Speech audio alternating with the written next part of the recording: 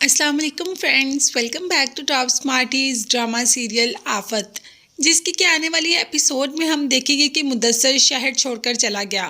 मुदस्सर तो आप सबको याद होगा, जिसने गवाही दी थी कि मुझे वह हाज ने पैसे दिए, इसीलिए मैंने ये सब कुछ किया। जबकि ऐसा कुछ नहीं था, पैसे तो उसे महमूद ने और वरीशा ने दिए थे।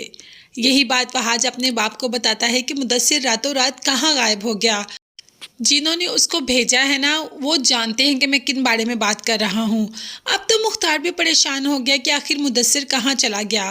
मुदस्सिर को तो महमूद नहीं भेजा, उसी ने कहा कि इस शहर से दूर चले जाओ ताकि कोई भी सुराग वहाज के हाथ ना लग सके। मगर वहाज कोई ना कोई सिरा तो पकड़ ही लेगा और मुख्तार के सामने वरीशा की सच्चाई एक ना एक दिन आ ही जाएगी। अभी तो सबकी आंखों पर वरीशा की मोहब्बत की पट्टी बंधी हुई है। जफर जो कि अपनी बेटी को इंतहाई मिस करता है। शिफा जो कि अपने घर वहाज की बातों से रो रही है और यहाँ पर बाप तड़प रहा है। उसे लग रहा है कि उसकी बेटी के साथ कुछ ना कुछ गलत होने वाला है या कुछ ना कुछ गलत हो रहा है। वो रो रही है, तभी तो कहता है शीरी को कि मुझे लग रहा है जैसे शिफा रो रही है। बस यही बातें जफ़र बर्दाश्त नहीं कर पाता और सीधा हॉस्पिटल पहुंच जाता है। उसकी तबीयत उसका साथ ही नहीं दे पा रही। शीरी भी ये बात सुनकर बहुत घबराती है कि आखिर जफ़र को क्या हो रहा है। बेटी की जुदाई जफ़र से बिल्कुल भी बर्दाश्त नहीं हो रही।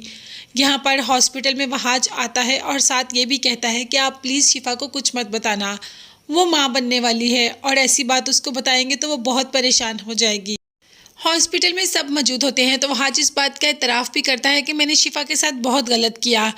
जो भी ऑफिस में प्रॉब्लम्स होती थी, कुछ भी होता था, मैं शिफा पर ही आकर बोलता था और वो बेचारी मेरी बातों को आराम से सुनती रहती थी, कभी कोई जवाब नहीं दिया। अब तो उसकी भी हद हो गई, तो वो भी बोल पड़ी कि ठीक है मैं चली जाऊंगी, क्योंकि मैंने ही उसे कहा जाने के लिए कि जब बच्चा पैदा हो तो यहाँ से चली जाना।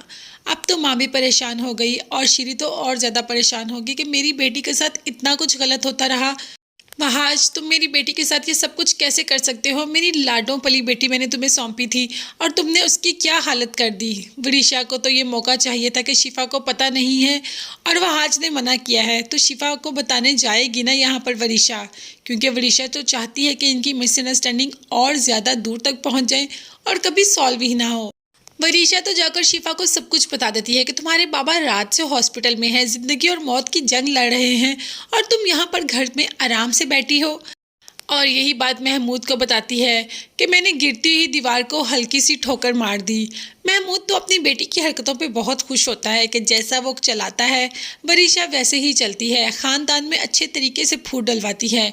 तो फ्रेंड्स, आगे जाके देखेंगे कि जफ़र अपनी बेटी की मोहब्बत में दुनिया से ही ना चला जाए और बेटी ने जिसके लिए सब कुछ किया वहाज के लिए, वो बेटी को जूते की नोक पर रखता है। उसने तो कभी प्यार मोहब्बत से बात भी नहीं की शिफा से, और शिफा जो लाडों पली हुई बेटी थी, एक ही एक बेटी, वो तो रुल कर रह गई वहाज के पीछे। तो फ्रेंड्स, आगे आगे देखिए होता है क्या। उससे पहले चैनल को ज़रूर सब्सक्राइब कर लें। अपना बहुत ज़्यादा ख्याल रखेगा, मुझे भी अपनी कीमती दुआ में याद रखेगा। नेक्स्ट वीडियोज़ तक के लिए अल्लाह हाफिज़, bye bye and take care.